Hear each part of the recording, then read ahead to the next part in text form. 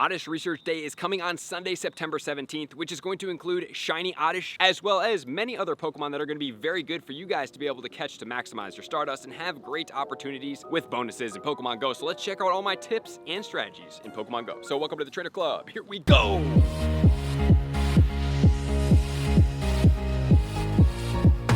On Sunday the 17th from 2 until 5 p.m. you can find Oddish Research Day, which is going to include an increased chance of getting a Shiny Oddish in Pokemon Go. Shiny Oddish can go in there two different ways. It will go into Gloom and then you can take it straight into Vileplume, or you can use a Sunstone and that will take it into Blossom. There's also going to be 2x Stardust for catching Pokemon, which there's great catches in here that you're going to want to take notes on. There's going to be an increased chance of getting extra large or small Oddish in the wild, and Wild Oddish will be carrying Sunstones, so you will be able to evolve all the way into Blossom. There's also going to be showcases in the game and field researches, which we are going to check out all in our top tips. But before we do so, just a reminder, on our Let's Go Ready Up website, you can find the brand new Boldr Venusaur watch for the first time ever. Let's check it out. And here is the Venusaur watch. Already completely sold out, but we have some available for you today. We are in the initial stages of launching the Let's Go Ready Up website, and I have an exclusive offer for you guys for this watch if you want it. So the Venusaur watch will come. Number 2, you're also going to be getting a Trainer Club hat, snapback. You'll be getting a Trainer Club beanie, a Trainer Club shirt, and an exclusive autograph that will only come from purchasing this watch. It will go anywhere in the world and it's going to include free shipping. This is the Boldr Adventure Style Signature Watch with a collaboration with Pokemon. This watch is sturdy and tough and will definitely last all of the active outdoor elements. The watch face is a robust 40mm case and fully stainless steel along with an integrated steel bracelet. The Venusaur timepiece has a VK64 Mecha Quartz movement with chronograph functions and 2 subdials, a 60-minute stopwatch on the left subdial and a 24-hour indicator on the right. And not only that, it comes with an awesome Pokemon ball watch case. So when you do get this, you open it up and you are able to see the watch. So it officially goes for sale in 3 hours. So definitely make sure to have that on your calendar, set your alarm, because right now we have 1, but in the future we hold opportunities to get the other 3 as well. So if you're a true collector of high quality watches and you want to have something very exclusive, these watches are definitely going to be for you. So check the pinned comments to get over there. Now let's get into our top tips, starting off with tip number 1.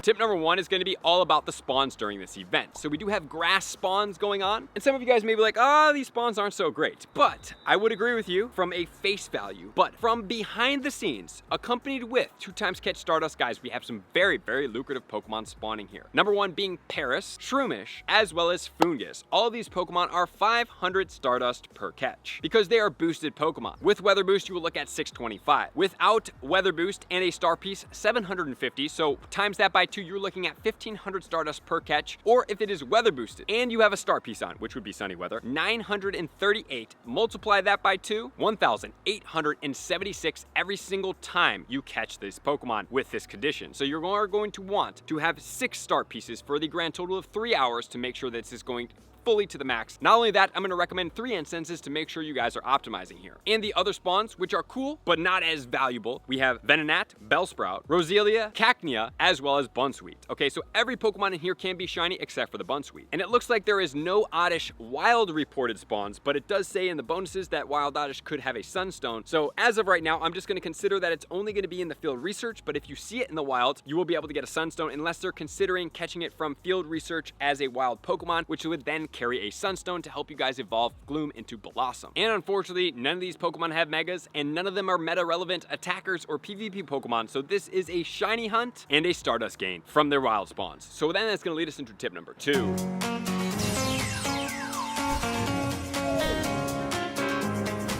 Tip number 2 will be all about the field research. So as of right now, the field research are not reported. However, it is going to be Oddish. And the only thing you really need to remember is that 526 will be the Oddish 100% IV. And not only that, guys, one reminder, there's increase in shiny odds. So the chances of getting a Shundo from a field research is much higher. Look out for that 526 with the shiny. And play really hard, which we're going to cover in tip number 3. But I just wanted to give you guys a heads up though. So if there are tasks such as hatch 3 eggs, such as earn buddy hearts, things that are tasking, I would suggest to be playing in an area that's so big and vast with so many Pokestops that you don't even care about this. You just literally overlook it and you move on with your life. And then if you want to come back later, you can come back later, but I would suggest that getting over the tasks that are challenging, if they are out there, which there probably are going to be a few of them where I'm like, man, why do you even want to save this task? Because it's just going to slow you down in optimizing all of your gameplay in this game. So be in a downtown area, downtown Los Angeles, downtown Chicago, even downtown Naperville, somebody with plenty of stops that you know that you could go for 3 hours spinning and completing Pokestops and never have to worry about running out. So that's going to lead us into tip number 3.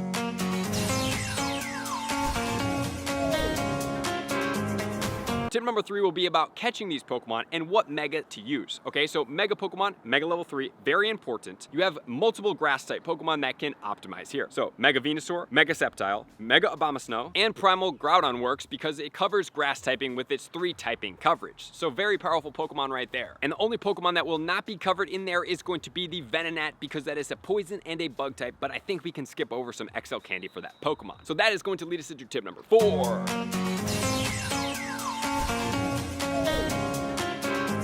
Tip number 4 will be all about our items in this game. Okay, so think about it. You're playing for a grand total of 3 hours. It's similar to a Calm Day. There's probably going to be boosted spawns. So Calm Day, what are my recommendations? 750 balls on these Pokemon. Some of them are challenging, but you could probably get away with most of the time great balls. Also, having red raspberries is going to be effective because you can give these Pokemon raspberries to help them catch faster if you're having trouble with any of these specific Pokemon. It's one of the strategies I used in my 24-hour grind when I needed to catch some of the Gen 9 starters. I was giving them red raspberries and using Ultra Balls as opposed to depleting all of my golden raspberries because those become a much higher commodity for me when I was doing all those Mega Rayquaza raids and I wasn't able to catch them in the Go Fests until Go Fest Global when we were able to. And then, like I talked about earlier, you're going to need a grand total of 6 star pieces, 3 incenses, and if you do need pineapple berries, you can use it, but if you're using a Mega level 3, it's only going to slow down your catches, and I really want you guys to prioritize the Stardust in this game. So with that said, now let's get into tip number 5. Tip number 5 is what do we do with these Pokemon in Pokemon Go? For the Blossom, it's ranked 159 in the Shadow, 195 in the non-Shadow for the Great League, 198 Shadow, 201 in the Ultra League, and then 392 and 402 for the Shadow in the Master League. For the Vileplume, Great League, 237 Shadow, 392 for non-Shadow, 357 Shadow in Ultra League, 408 non-Shadow, and in the Master League, 383 Shadow and 431 for the non-Shadow. And then as far as a Meta Attacker, it is not really relevant either. So this event is strictly for the shinies, strictly for the Stardust, and strictly for the fun. And just a reminder, every single time you guys catch an XXL or extra small Pokemon, what I suggest doing is evolving that Pokemon all the way to the max and then trading it with somebody. So if you catch an Oddish, you caught it, that counts. You evolve it, it counts again. You evolve it to the 3rd, it counts again. So that's a total of 3 counts. You trade it and somebody trades you exact one back for a mirror extra large or small trade. That will give you a grand total of 4 points towards your medal. So if you guys didn't see my level 60 video, you want to check it out up here. I talk about diamond medals and extra large and extra small, counting towards double what platinum is, would be effective and helpful just as a way to prioritize and be proactive in doing these things in Pokemon Go, just in case this ever comes out. So that's gonna do it, guys. I appreciate you guys as always. To all of my likers, commenters, subscribers, Patreon members, everybody takes their support, subscription, and participation to X level. I want to see you guys out in the next video. Peace. I want to take this time to thank everybody who supports me in every facet. It means the world to me, and an extra special thank you to all my Patreons. I greatly appreciate the extra support to continue to allow me to pursue Pokemon Go full time, allowing me to create my daily video uploads in the most timely fashion for everyone's benefit. Plus, I get the amazing experience of sharing my creative processes behind the scenes and raiding all around the globe with select upper tiers. Thank you everybody for being a part of the Trainer Club. You all mean the absolute world to me, and I will see you guys out on the next video.